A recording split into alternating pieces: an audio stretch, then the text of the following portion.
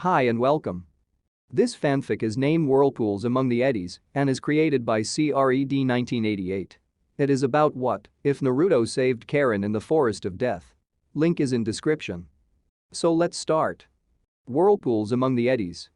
Leaves spiral in the soft eddy as Naruto meets Karin in the Forest of Death. From that moment on, the two bearing the clan name carried with them the fate of the Uzumaki and would be forever entwined. Chapter 1.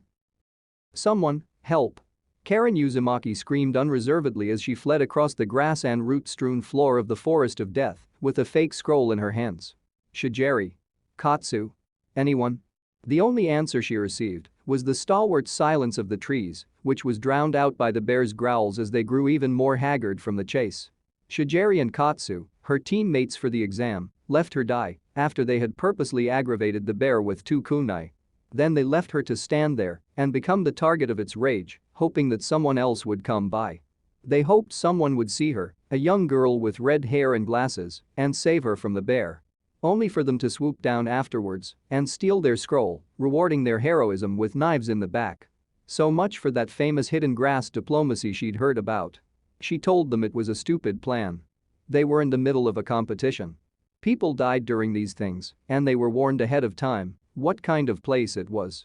No one would save her, and she had already been tired from the non-stop running to this point. The Forest of Death could give even the great Forest of Kusa, where the enriched earth and sun-blotting canopy allowed the mushrooms and fungi to rival the height of buildings, a decent run in how savage it was.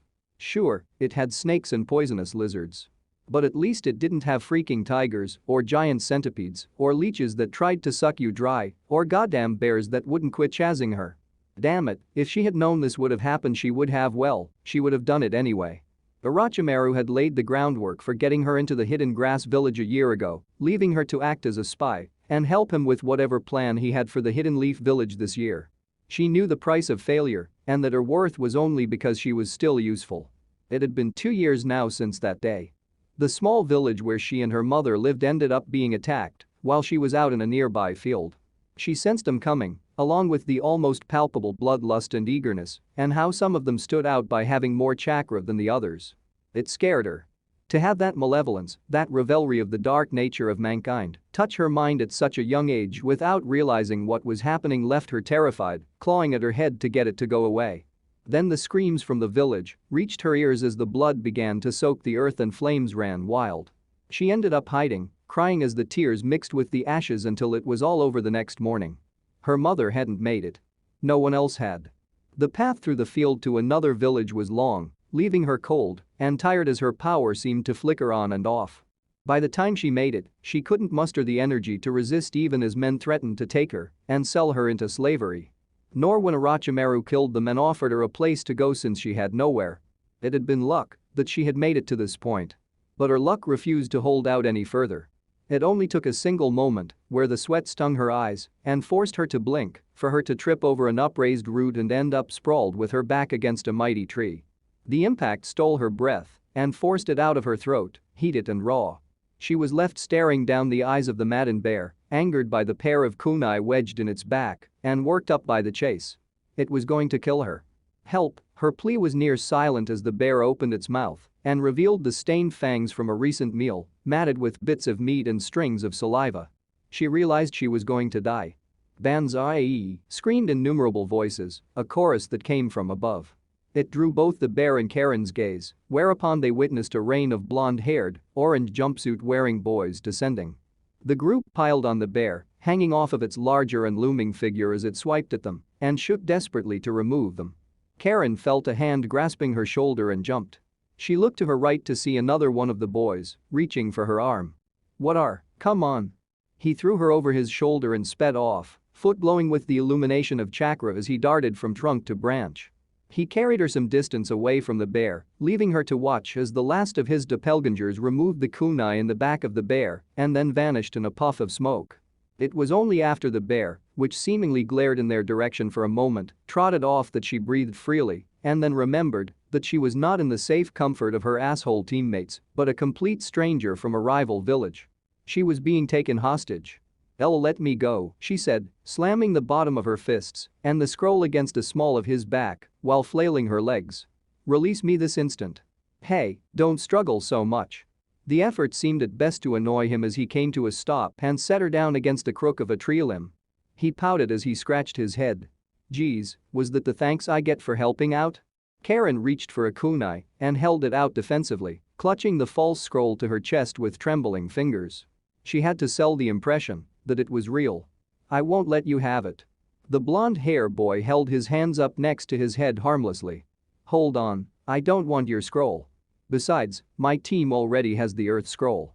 The mention of a team set her mind to high alert. Was this an ambush spot? Where were they hiding? She couldn't take her eyes off of him, otherwise he'd disarm and capture her, but she could spread her mind's eye out and sense anyone hiding nearby. The range seemed to only improve when she was riled up, afraid.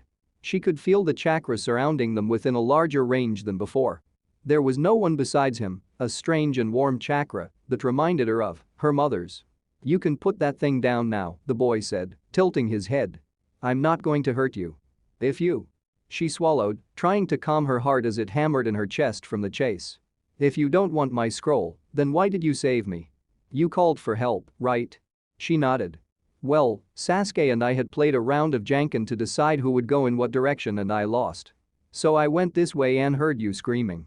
When I saw that the bear was going to get you, I called up a bunch of shadow clones to drop down while I went down the side of the tree and around to where you were.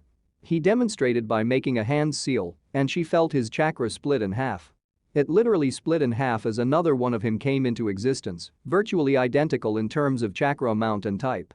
Had she not been in front of him, she would have no clue which was the real one.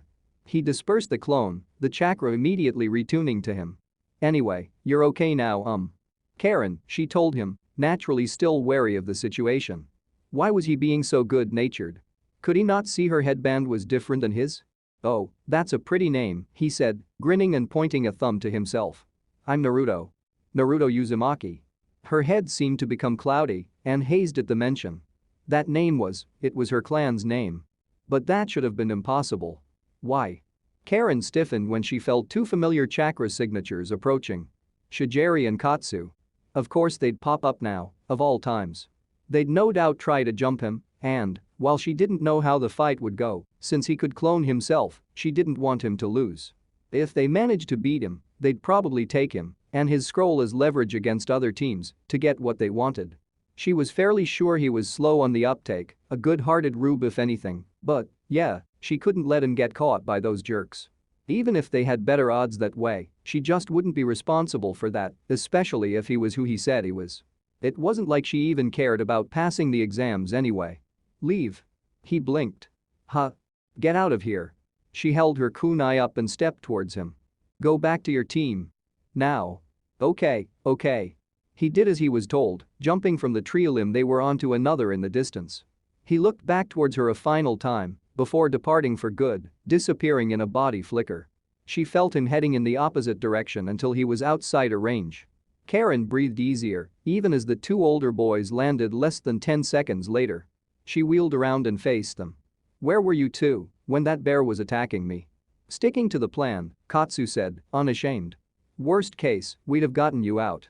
Bullshit. She threw the fake scroll towards Shigeri, who caught it without blinking. That bear was seconds away from tearing me apart, and you didn't do anything. You bastards left me to die. The plan worked, Shigeri said. Or it would have, if you managed to stall him for another few seconds. He didn't even have his scroll on him. She crossed her arms. And his team had the same one as ours. Did you even think about that when you came up with this plan? We still could have taken him as leverage. If you thought you could, then you cowards would have tried to get him when all those clones popped up. Don't blame me when I didn't even want to go through with this stupid plan in the first place. Karin jumped and skirted down the trunk of the tree. She didn't want to be around them any longer than she had to, and she got the feeling that it was mutual between them. Besides, she had other things on her mind. That boy said he was in Uzumaki, the same clan as hers. She wanted to know more about that, but first she had to get through this damn forest alive. Few days later. Karin's thoughts about the Uzumaki boy continued until the final day came. They failed the second portion of the exam because they didn't find a heaven scroll in time, but Karin didn't care. Why should she when they didn't care about her enough to refrain from using her as bait? Those two had already left, mentioning how they would let their Jonin know she didn't play along. Karin decided to wait there until she saw Kabuto arriving at the entrance of the underground path back to the village. His own teammates had chosen to remain behind for preliminary matches in the arena and would join once they were settled. She steeled herself and walked up alongside him when there was no one inside and no cameras. "What is it?" he asked, short and to the point. She struggled to ask him because, quite frankly, Kabuto scared her. He was Orochimaru's right hand for a reason. She'd watched him kill a man with no visible wounds, animate his body, and then sent him on a civilian killing spree to frame a group of shinobi without batting an eyelid once. "Do you have information on a boy who entered the exams, a Naruto Uzumaki he called himself?" He gave her a side glance in idle curiosity before nodding his head once. His hand slipped into his pouch and he pulled out a single card, pouring a trickle of chakra into it to activate the ink and data stored within it. "There." She held the card with both of her hands, finding them trembling as she read the data. He was about a year or so younger than her, but that really was his name. And, now that she thought about it, didn't that orange jumpsuit have their clan symbol on it? Why was his hair blonde then? Maybe he was half-blooded and the traits of his not Uzumaki parent became dominant? The card listed him an orphan though. Did he lose his parents like she did? She had so many questions and yet no answers. But that was fine. She could find him in the village now that she had felt his chakra. Given how quick he was to talk, he would probably be willing to talk to her about being from the same clan despite being from different villages. "Get ready to move once you get back to the village," Kabuto told her, breaking her line of thought. Figures. The dead members of the hidden grass that Orochimaru replaced were found, and word will have been sent. The village will be recalling all their shinobi since none of them made it to the finals. You'll head back to the 17th base once you cross the border and await further orders. So she was being recalled. It made sense, though it would put a damper on her plans. What about the three I came with? They'll be taken care of along the way. He adjusted his glasses, shifting the glare of light off of them. I have a corpse that'll pass as you as well. 3 dead genin and a jonin in the wake of the Chunin exams won't draw too much attention. She wished she could say that the death of her teammates and leader would bother her, but she couldn't. There was no attachment. Not to them or the village. There wouldn't be much of a point when she was there as an infiltrator in the first place. The fact that they were jerks only softened it further. But if she was heading back to the base and faking her death, she wouldn't see that boy again. A possible link to her clan was right in front of her, and if she left it would be gone forever. Karin couldn't just let that slide. She trailed off when he looked her in the eyes. It took a deep breath to muster her courage. Is it possible I can stay in the village for reconnaissance or another assignment?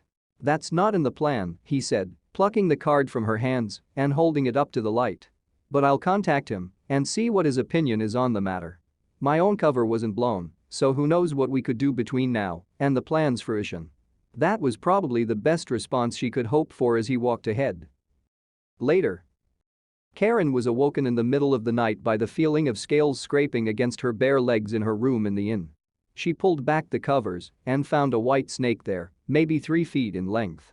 The only reason she didn't scream was because her sensory power kicked in the moment she was woken and picked up traces of Orochimaru's chakra compassing it. The snake coiled up and then stuck its head high, flicking its black tongue that contrasted the pale scales. Its eyes found hers and a voice followed as it opened its mouth. He has approved your request, child. Karin sat up properly, tucking her bare legs beneath her and placing her glasses on her face before resting her hands on her knees. He has? The snake bobbed its head once. That Uzumaki boy is the Jinchuuriki of this village. He houses within him the 9-tailed fox. It should be said that he has an interest in retrieving him. Is that right? She had a basic understanding what a Jinchuuriki was. After all, she and Kabuto had been given clear orders to avoid that Gaara boy from Suna like the plague. And she damn well knew why considering what she felt from him. But Naruto was different. Even though she was still growing adept at using her power, he seemed to teem with yang chakra, vitality and life. He was like a warm sun unto himself, just like her mother was before she died. That meant the seal holding it in must have been superior to the other boys. The snake opened its mouth wider, unhinging its jaw so that a scroll could come out of its mouth. Karin reached over to the nightstand, where she had a cloth to clean her glasses, and used it on the scroll before opening it. The snake patiently waited until she had done so before it continued. The boy's status as a Jinchuuriki is known amongst the adults of the village. He has been ostracized because of it. He is eager for bonds, the kind that can be exploited by your clans being one and the same. You will use that to get him into a position where he can be claimed during the impending plans. She went over the information on the scroll. It had his grades, close associates, a rough schedule of his activities up to the Chunin exam, a list of pranks he pulled, and more. It had to be Kabuto's doing. That man really did scare her. But the Jonin told us that we'd be leaving tomorrow, Karin told the snake. What will be done about that? You will convince them to leave you behind while they go ahead, the snake said. State that you will do reconnaissance into the exams and the finals to gauge the strengths and weaknesses of the other villages on your own. Kabuto will supply the information in your place, leaving you to arrange for the Jinchuuriki to be taken. So that gave her a month to get to know him and more about their clan. It shouldn't be too hard if what she was reading was right. I think I can do it by then. Be warned. This will interfere with the immediate plan to take the Uchiha in hopes of obtaining them both at a later date. If you fail, you will be punished severely.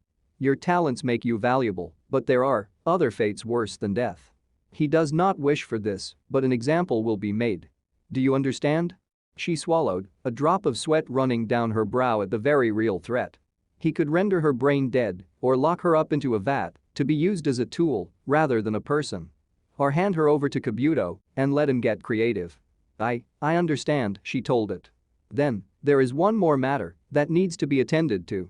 It uncoiled and slithered around to the sole of her feet. Cover your mouth now. This will be painful. She barely got her hands over her mouth as the snake lashed out and bit her in the sole of her left foot, where the heel bone rested just above. Pain unlike anything she'd ever known attacked her. Unholy agony ran through her leg, carving its way up from her heel to her knee. The scream that wanted nothing more than to come out remained muffled by the mattress and sheets as she collapsed with tears in her eyes onto the bed, only able to endure the agony, while the snake impassively watched on as the seal formed of poison and blood etched itself onto her. Karin had been marked. End of chapter 1.